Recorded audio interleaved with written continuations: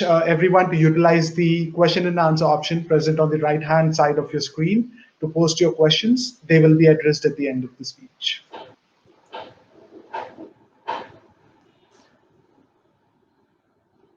Thank you, Shikhar. And let me start by thanking all of you for giving me this opportunity to be here today. Uh, Thank you, Professor Shah. We've been a regular recruiter from this campus. And one thing that I can share with all of you is that we are extremely impressed with the quality of students that we get every year. The students are really very, very enthusiastic, very grounded, very value based. I think something that you set up as an ideology for the institute. And we believe that these are students who really will become true leaders in the days to come. So it's a real privilege for me to be here. And honestly, there's no better time than now to talk about transcending ideologies. I was listening to Mr. Suket Singh's opening remarks. He made some very, very important points. And I think one of the key points that he made, which is very true, is the fact that this amount of change that we are going through today will transform almost every aspect of human civilization. This is a transformative event at a civilization level, in our opinion. And when we look at businesses, all of us will have to adapt to a new way of working. And honestly speaking, exactly as it is very exciting for us, running organizations to think about how we transform ourselves to be ready for the new reality. I think for each one of your students who are coming into your career stage as you come out of colleges, this will be a very, very exciting times, both at a global level in terms of transformation that we are seeing, as also at a national level, because we remain very, very optimistic about what India can achieve in the next 5, 10, 20 years. So in terms of my talk, the way I thought about sharing some perspective was to look at our learnings. At the end of the day, we are practitioners, so we can only share what we've gone through and what we are doing, and hope that there is some takeaway for each one of you. Even if there's one takeaway for some of you, that I hope that will be of some use to you. So I've got a small presentation. If you can just put on the presentation, guys, Shikhar. Yeah. So you just go to the next slide. Thank you. So one of the questions that we were having back in March, when this whole event was beginning to overcome all of us, we had probably got into lockdown. We were in a crisis mode as a company. We had a very senior crisis team, which was meeting very often to handle the transition. And then when we started talking to the larger organization, we had a lot of debate whether this is something that will pass. It's a transitory change. We'll see this maybe for 2 weeks. When we initially went into lockdown, no one believed that we would still be in some sort of virtual world. Even at this point in time. So there are a lot of debate, and a lot of people felt that this was a transitory change. Yes, we'll be in a lockdown. It will be some a few weeks of pain, but after that, the world will go back to the normal way of living. All of us will get back to the way things were in the past. Equally, some of us believe that this was not going to be so. And the reason why some of us believe that was because whenever there are events of this global scale, which impacts almost all of humanity and stays as a headline for weeks on end, something happens. It changes our perspectives and our sense of how we adapt to it. And these changes become not just short-term changes, but actually change, as I said, civilization over years. And if you look at some of the biggest events of similar nature that has happened over the years, one of you talked about the Black Plague. In the 14th century, when Black Plague, bubonic plague, overwhelmed most of Europe, of course, we saw a huge amount of human casualty. But what it did subsequently was it actually, changed the dynamics between the landowners and the peasants. There was a labor shortfall. The wage rates went up. Labor mobility actually increased from villages into the urban towns. And in in the western part of Europe, it actually broke down the feudal structure, and it actually in England the serfdom actually disappeared. So there was a tremendous change, and this change was felt through for about 100 years, during which time the wage inequality, in the European society reduced, and had tremendous impact in terms of what it did to a lot of aspects of society. If you look at World War, all of us know, it's more recent. All of us know what happened during that period. But when you think of the world order for the next 70 years post World War, a lot of geopolitics has been shaped by the World War. A lot of multilateral institutions were created post that. A lot of changes in the economic models, the welfareism of the European market. A lot of these were developed, or kind of got triggered post the World War. A lot of technology changes happened during the wartime, which actually fed the subsequent technology investments that happened, also driven by the Cold War politics subsequently. So there has been tremendous impact that we felt as human society because of World War. And that's similar, we have seen at a smaller scale, 9/11 changing the way we travel, the security, fears. SARS in a pocket in Asia changed the way consumers look at, purchasing and consuming. So our belief was that this will be a transformative event at a scale which we couldn't, conceptualize or visualize at that point in time. And honestly, even for us today, it may be very difficult to imagine what will happen 3 to 4 years from now. But let's suffice it to say that this is going to be something that will have a real impact in terms of geopolitics, in terms of the world order, in terms of the way organizations, conduct themselves, and in terms of how society and consumers expect services from their companies. If you go to the next slide, please.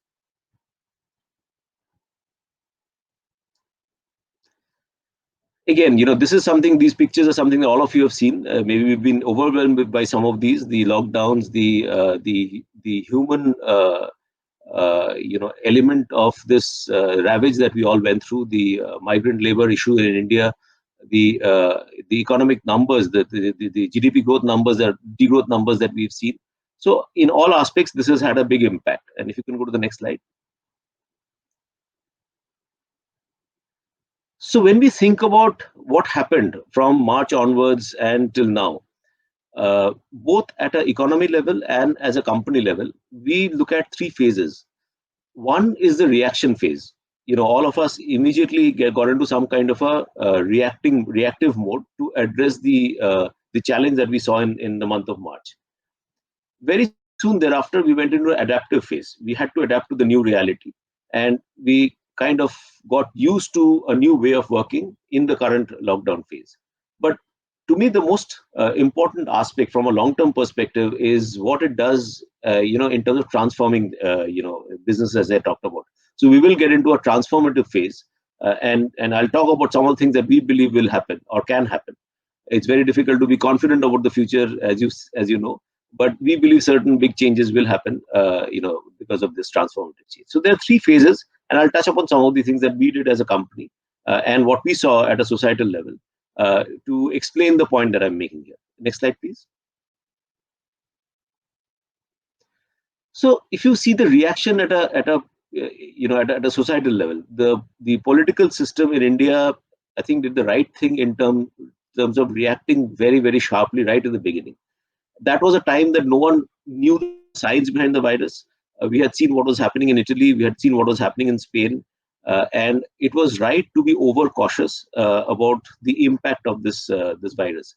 At the end of the day, there was a lot of debate, if you remember, at that point in time about the health aspect versus the economy aspect. And there were people arrayed on the two sides. But honestly speaking, if you have a huge number of people impacted on health grounds, economy has to suffer. So I think it was the right thing that the government did in terms of taking a more harder stand in terms of protecting people's lives and health, rather than worrying about the economy. If you go to the next slide. And we also had to adapt as citizens. If you remember the first maybe after 6 odd weeks, when things started opening up a little bit, we had to stand in queues. Social distancing was maintained. I think as a society, we behaved very, very responsibly. Of course, there are exceptions, but in a population of 1.3 billion people, there would be exceptions, but on balance, as a country and people, we really reacted well. And then after that first maybe 2 months, gradually we started opening up. We as people also started adapting to a slightly hybrid kind of model. We started stepping out a bit. And when I talk about the transformation, we've now begun to see some amount of transformative actions that, at least at a political level, some of the reforms that are being talked about, be it in the labor and the much debated farm reforms, these are huge transformative events that we believe can shape the country going ahead. As with the country, so is true for companies. If you go to the next slide. So what happened with us, and I'll share some of the journeys that we went through in ICICI Lombard. Not to say that we did everything correctly. Honestly, all of us, every management team in the world, probably was reacting on the fly. We didn't know what was hitting us, but gradually we came to grips with what was happening, and we adapted. And I'll share what we went through. Again, maybe there'll be some learnings for you for future. And it's just for that purpose. So what happened with us was about 2 weeks before India went into lockdown.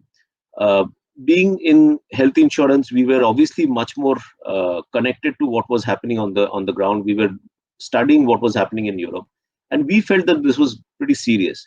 And we were worried about some form of lockdown because we were seeing that in Europe. If you remember the narrative in February in India, there was a narrative that this is not going to affect India. Indians have more immunity. There was an argument that if the temperature is at 40 degrees, the virus doesn't survive. We deal with so many different diseases. We'll handle this also. I remember a headline in one of the villages, in I think it was Indian Express. Villagers said that Corona ko to hum log kacha chawa ke kha jayenge. So that was a mindset that we had in India, right? So this wouldn't affect us as much. But for us in ICICI Lombard, we thought it was wise to be a bit cautious. So we went into a 50% work from home about 2 weeks before the lockdown, just to get ourselves prepared and test our systems to be ready. And so when the lockdown actually happened, we were probably a little bit more prepared than some others. But even for us, it was a big challenge because organizations are designed traditionally to come into a perimeter where there is a security, there's a firewall, the systems are all available, there are desktops. You collaborate, face-to-face meetings, you get into meeting rooms, huddles, and that's how you conduct your business within the organization. And you step out and meet people on the ground, meet your distributors, meet your customers, and that's how you conduct business. So the sudden shift of 100% lockdown was a bit of a challenge even for us. As an organization, we run business continuity practices. What we call BCP, disaster recovery. So all of those abilities are there in most large organizations. So we have our main processing center in Hyderabad, but we have a BCP center in Bombay. We have another backup center in Chennai. And when we were initially planning, we were wondering whether, and we assumed that maybe one of the centers will close down. We didn't assume that the whole country will go into a lockdown. So BCP never assumes the whole country will go into a lockdown. It assumes that one center will fail, and I'll move all my processing and work to the other center. That's how you plan. So we had to grapple with this. The other thing that happened was that a large part of our workforce had laptops, but a lot of them worked on desktops. People in processing, operations, call centers. So these were working with computers. So we had to gear up to provide them with the tools to be able to work from home. So there was a lot of firefighting and crisis management that we went through. But I think maybe about 2 to 3 weeks after the lockdown, we were kind of streamlined and ready to operate reasonably well. Go to the next slide. Once we kind of stabilized the technology, we gave bandwidth, enhanced bandwidth to our employees. We gave them headsets and stuff like that. Very soon, while work started stabilizing, we realized that it's not just about the technology, right? It's also about the human interaction. I think Professor Shah talked about the fact that as people, we love to interact with each other, and Indians particularly so. And all of us need a bit of connect with each other. I mean, the conversation around the coffee vending machine. You go down to the chai wala niche and have a chat, and for some people, unfortunately, maybe have a smoke. Those were important. And when you're stuck at home, the space, your professional space and a personal space gets blurred. Time was getting stretched for people, and because you're at home, you're not stepping out to do anything else. You end up consuming more time doing work. So we did a lot of work in terms of addressing some of these issues. We have a platform, called Santulan, where we do counseling for any anxiety or any other concern that anyone would have. It's a confidential platform. Clinical experts provide you advice. But apart from that, we did a lot of work around engagement with our employees. We also rationalized, the work that you do during that time. So we said that uh, there is a silent hour for everyone between 1 to 3. 1 to 2 is lunch, 2 to 3 is silent hour. We won't do meetings. Post 6:37 we said no meetings. So we kind of did all of that to help people adapt to this new way of working and not get overwhelmed because of all the challenges that you have at personal life as also at a professional life. Go to the next slide. And the other key stakeholder for us, of course, was the customers. So our priority was employee safety, and that's how we thought about it. We said first priority is employee safety, and immediately thereafter is our customer service. Because if our employees are not safe, we anyway won't be able to service our customers. And thankfully, one of the advantages that we've had as ICICI Lombard is that technology for us has been part of our DNA. In a sense, we've been a big believer in digital and technology for a long time. We said, this is the time to leverage that and service our customers. And we took a lot of steps which we believe were relevant for customers at that point in time. Contactless service was obvious, and that's something that we kind of enhanced during this period. We said, we will process all documents on scanned images. Traditionally, to ensure the document is genuine, insurance companies take, all papers particularly for health claims in physical form, so that we just be sure that there's no misuse. We said, let's eliminate that. For our health customers, we launched a lot of services, which I'll talk about in the transformative part. But the whole focus was how do we support our customers using our digital, capability without, compromising their services. And we, in fact, got our call center, which traditionally works off a, office space. We got it working from home, and it started working very smoothly. Next slide, please.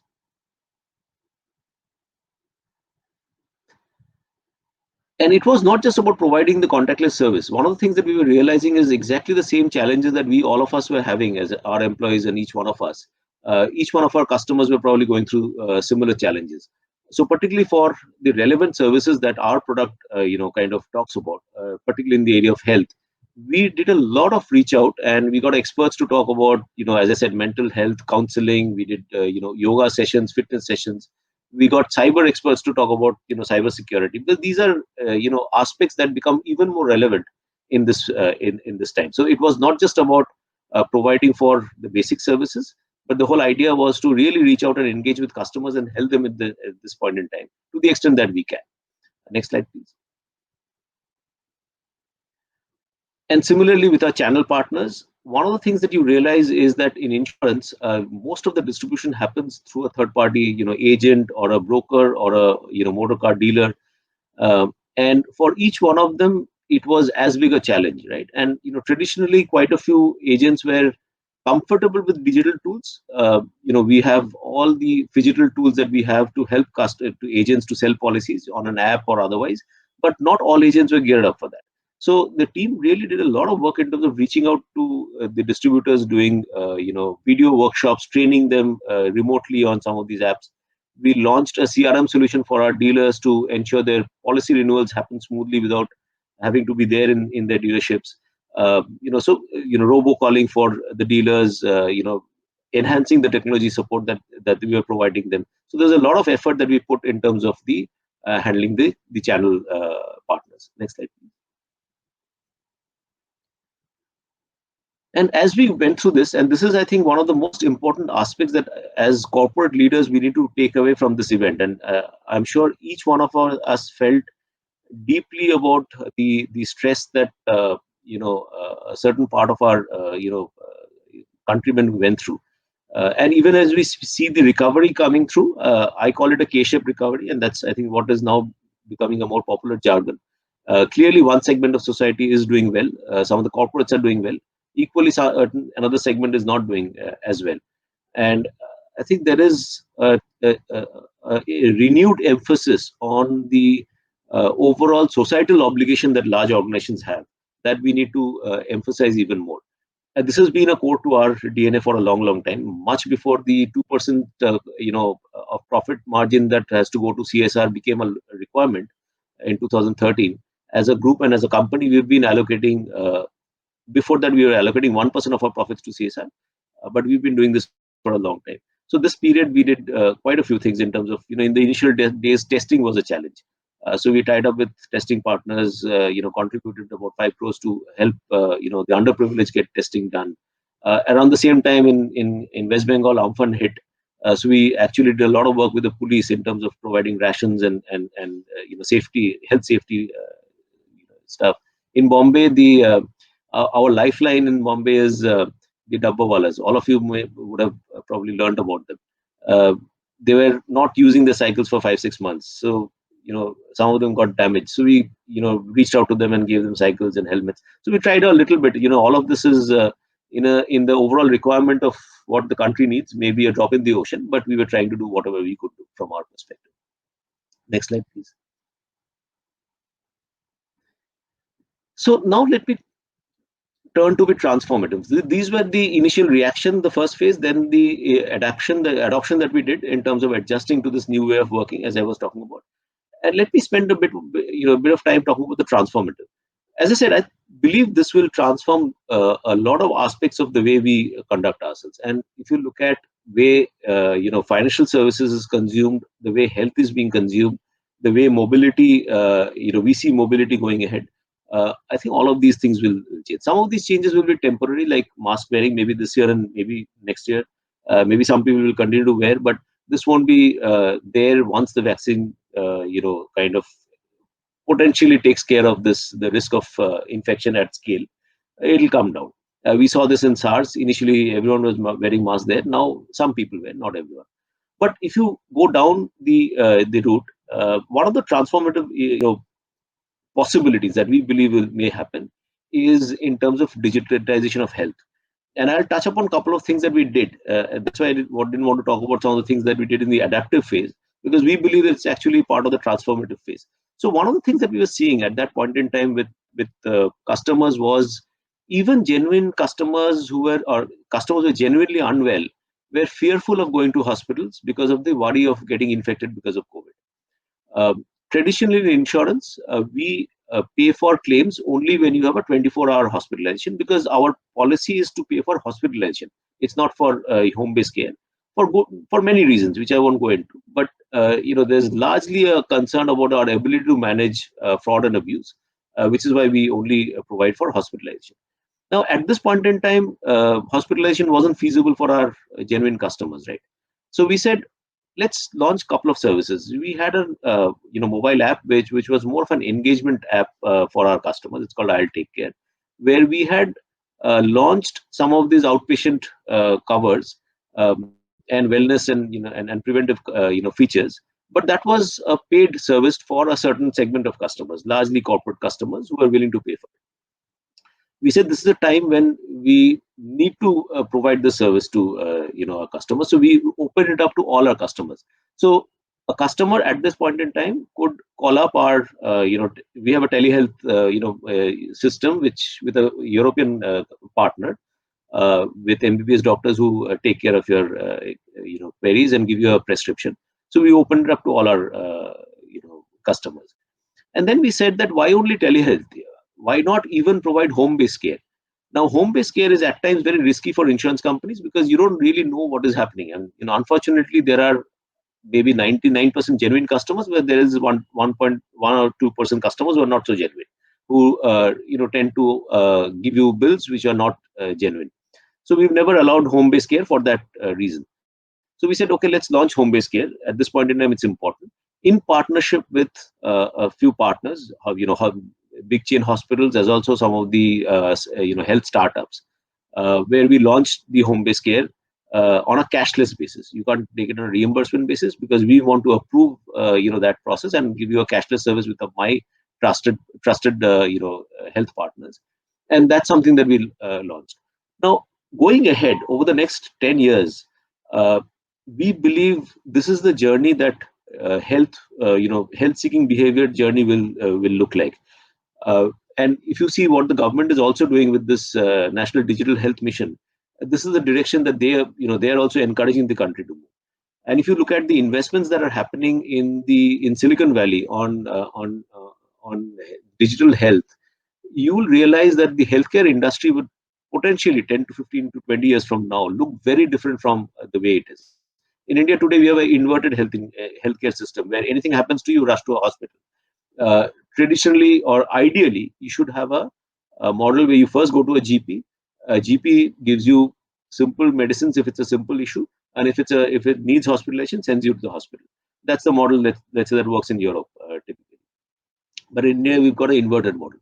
But what can happen is, because of the scope for digitization, you can now make health much more customized, personalized, down to myself. I mean, you are seeing a lot of work happening in terms of uh, you know the genome, the small the devices which is tracking your health, small sensors that is telling you what your iPhone, iWatch can tell you what's happening to your body.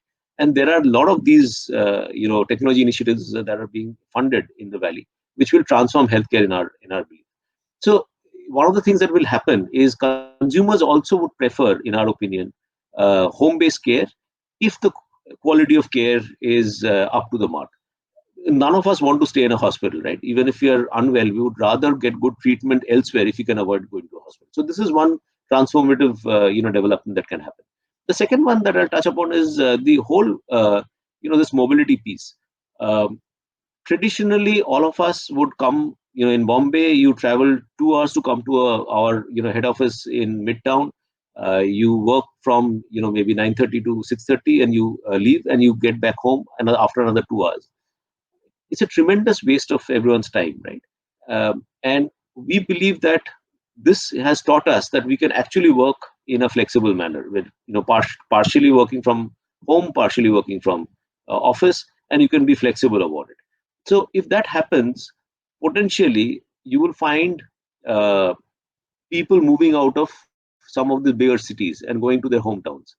Uh, One of the things that we are doing as a company is we've kind of opened it up for our employees to give us we're giving them the choice that if you want to work from home or work from office, or do it partially, or even if you're based out of Udaipur, and earlier you were sitting in Bombay, you're working in the head office, you can still work from Udaipur if your work is conducive to work remotely.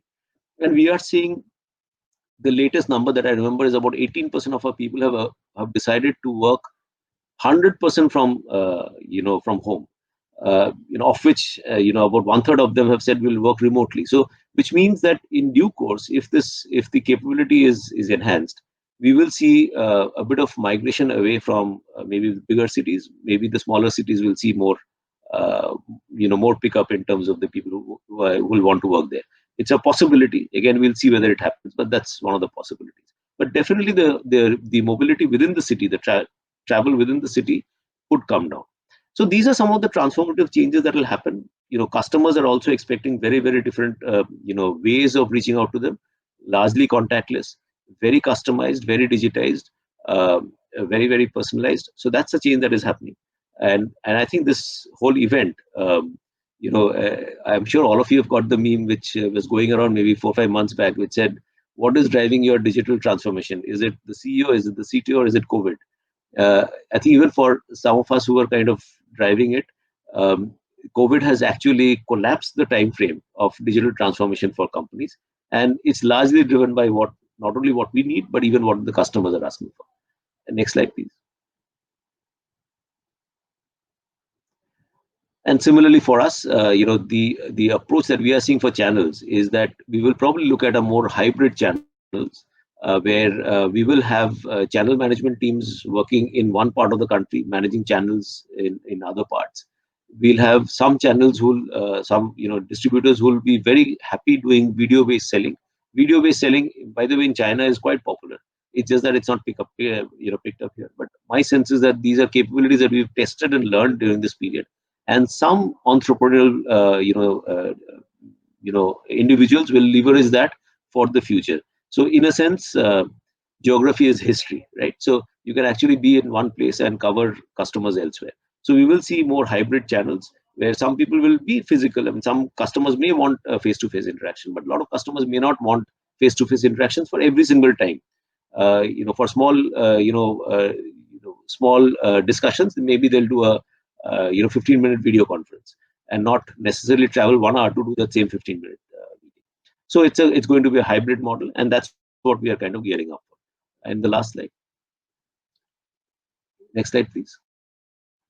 And honestly, for us, I think the biggest transformation will be in terms of the way organizations gear up. I think it was Koda whose CEO said that our head office is in the cloud. For a tech company in the Valley in the US, this is becoming the norm. Will it be possible for traditional companies like ours? Our belief is that most of us have to not be rooted to the ideology of the past. We will have to think about transforming our ideologies and adapt to this new way of working. And as I was explaining, we've kind of, as an organization, we've decided that we will be completely flexible in terms of the way we engage with our employees and where we ask them to work from. Very small percentage of people are saying that I want to work from office 100% of the time. A bulk of our people, as I said, roughly 18% are saying that we will work from home 100% of the time. Not all jobs are conducive for that, but but on balance, overall, we are seeing almost 90% of people saying that will be keen to work flexible. Maybe a couple of days in office, 3 days at home is probably the right balance, and that's what I think we have to gear up for. When we do that, there are a lot of challenges that we have to address, right? I think the points that our earlier speakers also made, that all of us human beings, we like the human interaction. We like the coming together, meeting people, the social interaction. That's very important. And we cannot lose that. When we move into this model, we have to think very creatively as business managers. How do we not lose the good part of interaction physically when we give this flexibility to people, so that the engagement, the cultural aspects, the bonding, these aspects are not lost. So a new person joins a company, he or she doesn't know the ways of conducting everything, and what happens today is that he just steps across to his next cabin mate or cubicle mate and asks a question of how do I solve this. So these kind of small help that you need to be effective it doesn't happen when you're at home. Who do you call up? I mean, then you have to call up someone. It's not as easy as just peeping over the cubicle and talking to someone else. So these are things that we have to address. But you've seen over history that human beings are very, very adaptive, very creative, and we believe that we will solve for these problems, because the advantages to employees of being flexible, work for 3 days at home and 2 days at office, is tremendous. And that advantage we shouldn't, we should be able to give that flexibility to our employees. And when we do that, the other things that will change, apart from the managing this change, we'll also have to think about what are the perquisites we give. I mean, in this period, we've actually given people ergonomic chairs. I mean, whoever wanted, it was available for people to take ergonomic chairs. We gave headsets to some of our people, particularly the call center staff who do a lot of calling. So maybe the perks that we will have to think about going ahead may not be a car, because you'll not need a car as much as you did earlier, but you'll need something else that you have to provide for, particularly for your workstation at home. So organization have to think about many aspects of this change and not be rooted in the ideology of the past, and that's the way to go ahead. And that's why I'm really happy with the theme of this conference. You've hit it on the head in terms of thinking about what is it that is important for organizations going ahead. And that's really what I want to talk about today. If you can turn to the last slide. So this is the quote that I'm sure all of you have heard. It's and every great champion talks about the fact that it's not about winning every time; it's how you get up from a fall. But there are two takeaways from that, in my opinion, uh, at least for me. One is an aspect of resilience. What this talks about is the fact that you have to be resilient. And I think Mr. Singhal rightly talked about this debate between resilience and efficiency, and you have to find the right balance. Uh, so one is resilience. You have to have the ability to get up, and at least in my 30 years of career, all of I've seen many ups and downs. You have to have the ability to stand, you get up when you fall. Uh, but the second aspect of this quote, important aspect, is what do you do when you get up? The way you were maybe fighting the battle earlier didn't help you. That's why you fell down. You now have to think about a different approach to be able to win in future, and that brings me to adaptability. So to me, this message has two this quote has two key messages: a message of resilience and a message of adaptability. To me, those are the two things that we have to remember very strongly and really take away as a learning from this pandemic if we want to succeed in the future. That's all I had today. Again, thank you for giving me this opportunity. I'm happy to answer any questions that you may Thank you so much for those great words. We'll be taking a few questions. So, the first question is, how do you encourage creative thinking within your organization, even amidst these difficult times?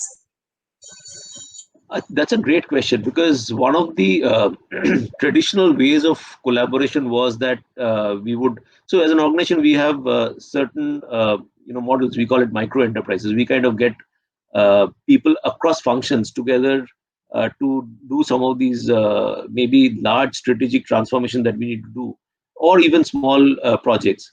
And that micro enterprise works together for 3 months, 6 months, or even longer, depending upon the type of challenge.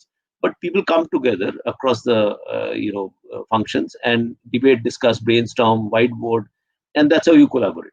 And I think one of the biggest concern that all of us had was, how do we collaborate in this virtual world, right? I mean, how do we work with each other when someone is in everyone is at home?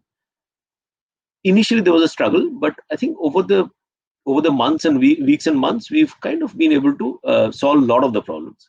It's not 100%, so it's not as effective as coming together and collaborating, but I think there are enough tools now.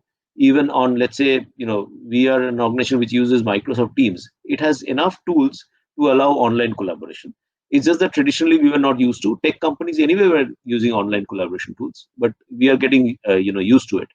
But an advantage that we are seeing is that earlier, the teams that would come together would typically come together from, let's say, Bombay, because that's where our head office is. Today we can actually open it up for large format collaborative teams. Someone from Ranchi, someone from Thiruvananthapuram, someone from Udaipur, someone from Bombay. So we can put everything together, everyone together. And as I said, there is no geography limit anymore. People can come together and collaborate. So right now, what we are seeing is much larger teams coming together and working on some of the things. We have to still iron out some of these kinks, but I believe those solutions we will find. Thank you, sir, for answering that question. Another question that we have got is, can you please throw some light on the pandemic affecting your brand loyalty? Okay, that's again another great question, because one of the trends that we believe, or one of the impacts of this pandemic, is that customers have become probably more discerning and less loyal to brands, is one theme that we are seeing. Uh, as a company, we keep doing a lot of surveys. The most recent surveys actually hasn't thrown that up for us.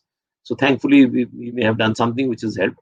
And I think the whole the point that I made about how we adapted to reach out to our customers and helping customers going beyond what is the scope of service. So the example that I gave in health, for example, some of those features were not, we didn't sell those services. It was not part of the package that we offered.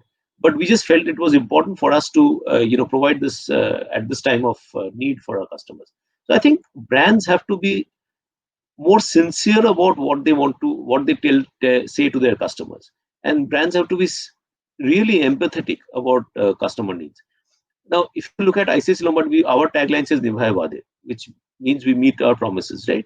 Now, this is a very difficult tagline to have in insurance, because in insurance, and this is a global challenge for insurance, insurance frauds is a real problem that we face, right? So customers don't even, genuine, honest, good customers don't think it to be anything wrong to claim an insurance claim when it is not a genuine claim. They think it's perfectly okay. So it's a battle that insurance industry faces globally. It creates a perception challenge for us. So it is equally our responsibility to eliminate fraud, because if we don't, the effectively what happens is the premium goes up, because at the end of the day we are working with a pool. We take small amounts for everyone, and the entire pool has to sustain a few claims. That's the insurance model. Now, if more people claim unjustly, then the premium has to go up. So it's our responsibility as an insurance company to control fraud. When you do that, you find it very difficult to say Nibhaye Waade, right? Because there are some customers where you will deny a claim because you believe it should be denied.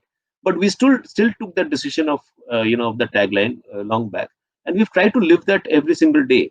For every genuine customer, we try to be very, very empathetic about the needs. And I think, honestly speaking, brands have to be more authentic, more genuine, more empathetic, and that's the only way to create a brand for the long term.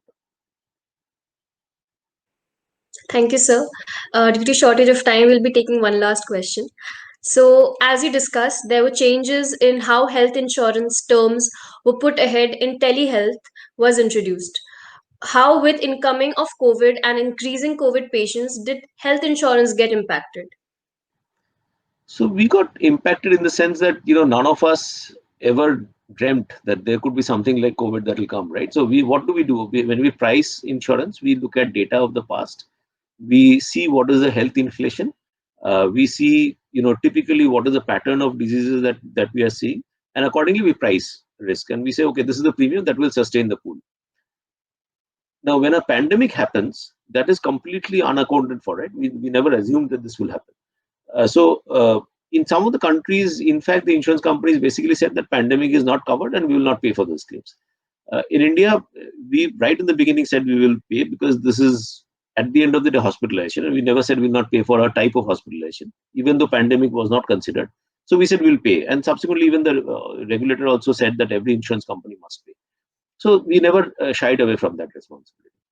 I think that the challenge for us was the treatment cost that we saw for COVID was way out of what we thought was reasonable, and that's been a bit of a challenge, because we had to work with the hospitals to say that I mean, for the hospital they have had their own challenges, because the normal flow of patients came down. They had to support their organization structure cost with COVID, and there's incremental cost of PPEs and testing, etc., that is genuinely there. So they had their own challenges. So I think the effort that we took as an industry was to work with the hospitals to say that let's try to keep the cost reasonable and fair so that we can make it sustainable. So it's been a bit of a challenge, undoubtedly, this period. But I mean, that's our business, right? We have some of these events, and we deal with them. Thank you so much for those words. During these times, the way people and corporates have transformed has definitely been exceptional.